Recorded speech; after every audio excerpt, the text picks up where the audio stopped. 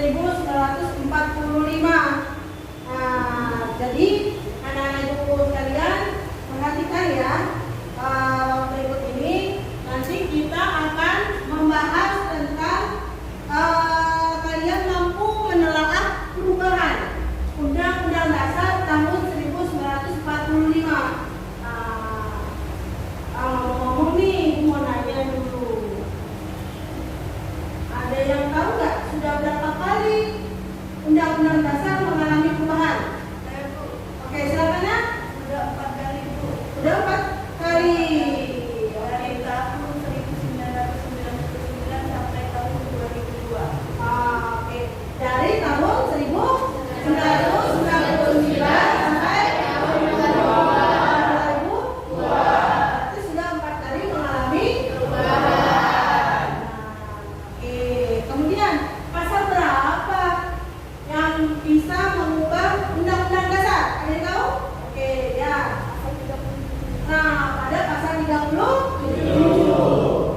Nah, jadi hari ini kita akan pertama mengamati video dulu ya, Nak. Video pembelajaran, yaitu kita akan mengamati tentang perubahan undang-undang dasar. Dan yang kedua, nanti setelah kalian mengamati, berarti kalian wajib juga harus menyampaikan pendapat. Nah, pendapatnya. Nah, pendapat ini wajib kalian sampaikan. Nah, lalu selanjutnya baru nanti setelah itu kalian akan dibagi kelompok sesuai dengan yang sudah Ibu sampaikan di grup kan? Nah, ada LKPD-nya kan? Nah, ada perubahan ajarnya kan? Anak-anak Ibu sekalian tentang perubahan undang-undang dasar. Tolong diamati video berikut. Yang terbatas Undang-Undang Dasar 1945. Tidak hanya sekedar amandemen Undang-Undang Dasar 1945, namun juga wacana Garis Besar Haluan Negara atau GBHN turut Oktober 1999. Saat itu terjadi amandemen untuk membatasi kekuasaan presiden. Coba membuat kesimpulannya. Siapa di antara kalian yang bisa membuat kesimpulan ini daripada video ini? Silakan Yusni. Amandemen UUD 1945 disebabkan adanya pasal yang menyimpang dan pastinya menguntungkan presiden pada masa itu, yaitu Presiden Soeharto. Oke, ada lagi?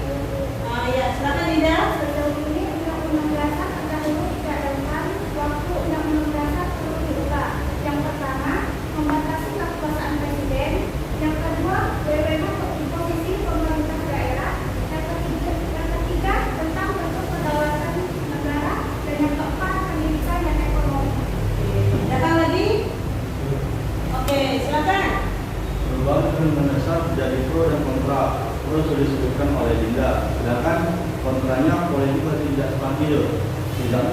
politik identitas. Sedangkan saya pribadi, saya tidak mendukung ada perubahan Undang-Undang Dasar yang kelima. Harus adanya perubahan terus, terjadi perubahan. Nah, kita kebetulan akan berdiskusi nih, nah. Jadi nanti ada kelompok yang sudah ditentukan kan? Nah, ada berapa kelompok nih ngomong-ngomongnya? 6 kelompok. Nah, jadi 6 kelompok. Nah, ini yang akan dibahas ya, nah.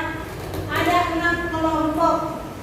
Tadi yang kita berlanjutan sama yang video tadi ke grup WA atau di Google Drive-nya.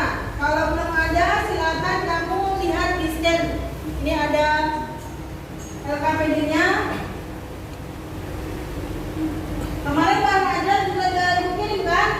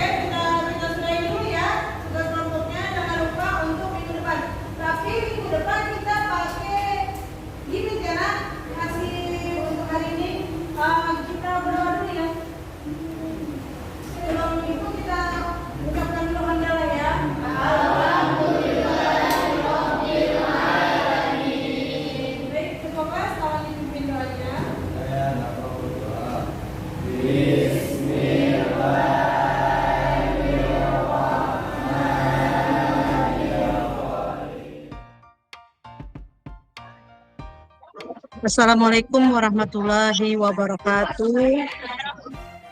Waalaikumsalam warahmatullahi wabarakatuh. Ketua kelas, mana ketua kelas untuk kita berdoa ya nak? Ya, nakraud.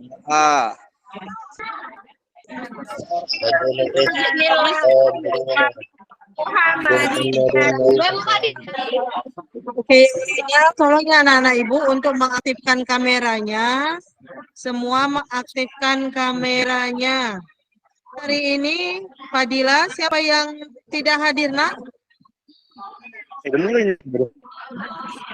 Najma Adriani Bu.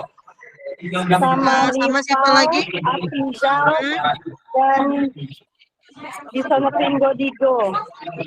Nah, tujuan kita pembelajaran pada hari ini anak-anak ibu masih seperti yang kemarin, yaitu tentang menelaah perubahan Undang-Undang Dasar 1945. Minggu lalu kan kita sudah diskusi, kalian sudah diskusi kan? Sudah selesai PPT-nya kan? Sudah Bu. Oke, nah hari ini kita diskusi, kita akan presentasi. Nanti setelah presentasi ada sesi tanya jawab, ya. sesi tanya jawabnya memakai kartu berbicara, time tokennya. Nah, jadi ada waktu berbicara, dikasih waktu, ada yang 1 menit dan ada yang 30 detik. Ya, Anak-anak Ibu. Oke, kita mulai dulu dari kelompok 1 ya. Kelompok 1, siapa yang jadi MC-nya?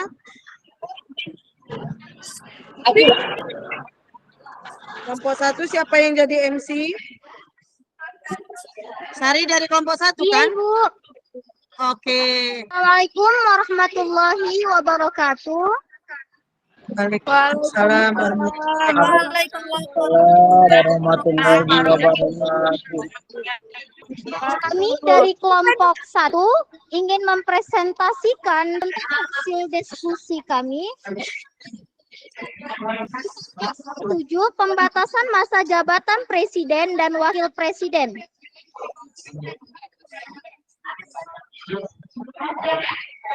Jabat presiden. Penting pembatasan masa jabatan. 1. Stabilitas politik. Memungkinkan terjadinya pergantian secara teratur tanpa. Kesimpulan, pembatasan masa jabatan presiden dan wakil presiden merupakan langkah penting untuk stabilitas politik dan mendorong pergantian kepemimpinan secara teratur. Baiklah, sekian dari presentasi kami. Apa alasan masa presiden dibatasi?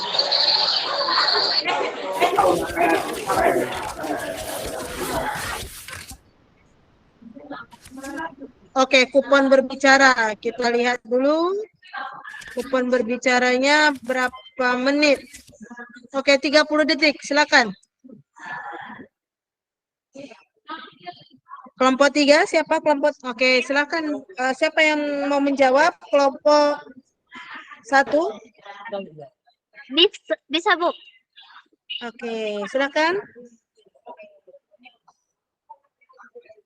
Baiklah, saya akan menjawab pertanyaan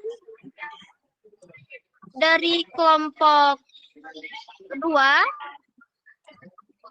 Pertanyaan kalian itu apa alasan presiden dibatasi? Alasannya itu pembatasan masa jabatan presiden bertujuan untuk menghindari kekuasaan dan maraknya korupsi, kolusi, dan nepotisme.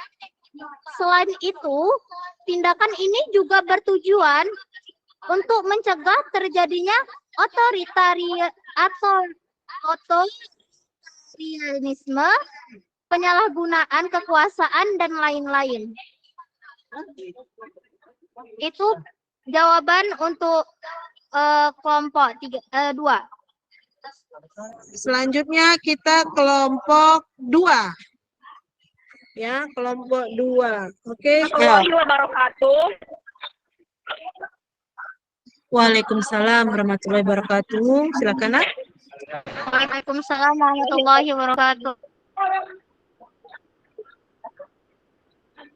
Pasal 20 dan 21 membahas tentang tugas dan kewenangan DPR. Waalaikumsalam warahmatullahi wabarakatuh.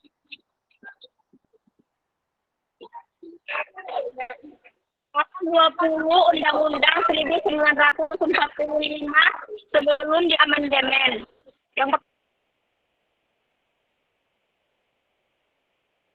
Warahmatullahi wabarakatuh. Waalaikumsalam warahmatullahi wabarakatuh.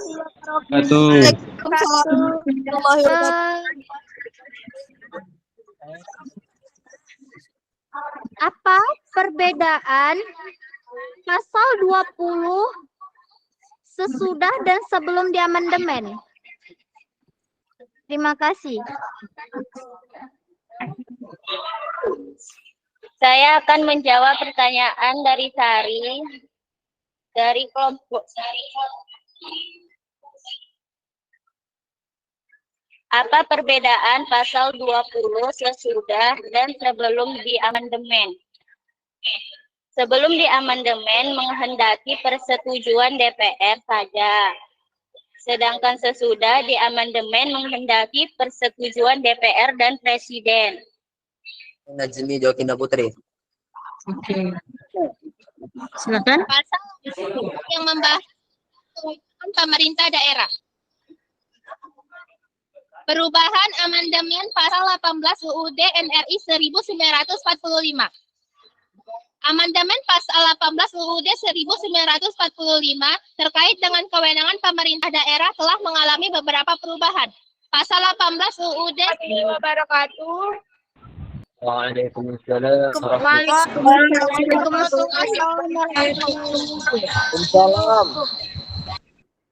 Dari kelompok 6 ingin bertanya, apa perbedaan sebelum dan sesudah di amandemen pasal 18? Pasal 18 sebelum amandemen tidak memuat gubernur, wali kota, dan bupati. Sementara pasal 18 sesudah di amandemen sudah memuat gubernur, wali kota, dan bupati. Pasal 18 sebelum amandemen berpusat pada pemerintahan pusat.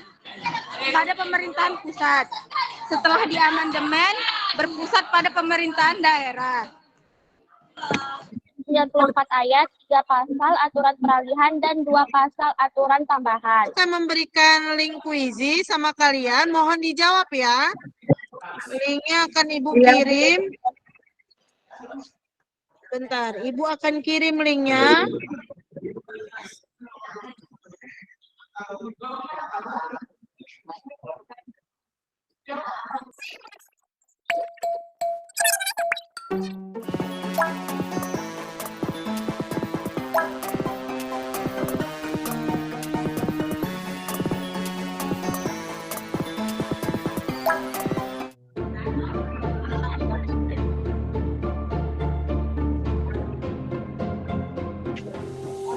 Oke.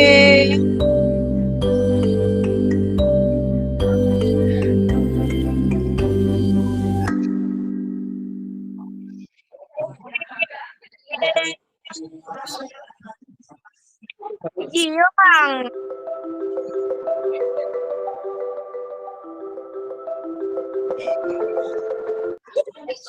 Saya Bu. Oke, silakan Fadila. Kesimpulan dari presentasi hari ini adalah ditinjau sistematika Undang-Undang Dasar 1945 sebelum perubahan terdiri dari 3 bagian, yaitu pembukaan, batang tubuh, dan penjelasan. Sementara sistematika Undang-Undang Dasar 1945 setelah amandemen terdiri dari pembukaan dan pasal-pasal. Perubahan dilakukan dengan tetap mempertahankan pembukaan. Sekian dari saya. Terima kasih. Assalamualaikum warahmatullahi wabarakatuh. Nanti Ibu akan memberikan refleksi ya mengenai apa sih yang sudah kalian pelajari pada hari ini ya. Nanti melalui WhatsApp ya Nak. Lalu nanti diserahkan sama Ibu hasil itu besok. Lalu terima kasih bagi anak-anak Ibu yang masih bertahan. Karena mungkin Ibu tahu karena lagi masalah handphonenya ya sudah mati dan kita masuk ke jam sore jadi agak susah gitu kan. Jadi undang-undang perubahan undang-undang dasar ini mengajarkan kita agar namanya demokrasi ya Nak. Jadi demokrasi menjadi lebih baik. Gitu. Jadi semakin baik, semakin kita dari rakyat oleh rakyat untuk rakyat dan demokrasi itu kan mencerminkan bagaimana wajah daripada negara kita sendiri. Oke, demikian. Terima kasih kita akhiri untuk hari ini. Siapa yang memimpin doa? Oke, memimpin doa siapa? Terima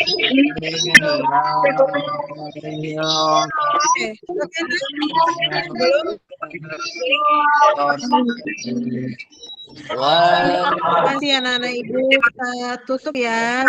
Silakan keluar dari kelas virtualnya ya Nak. Silakan.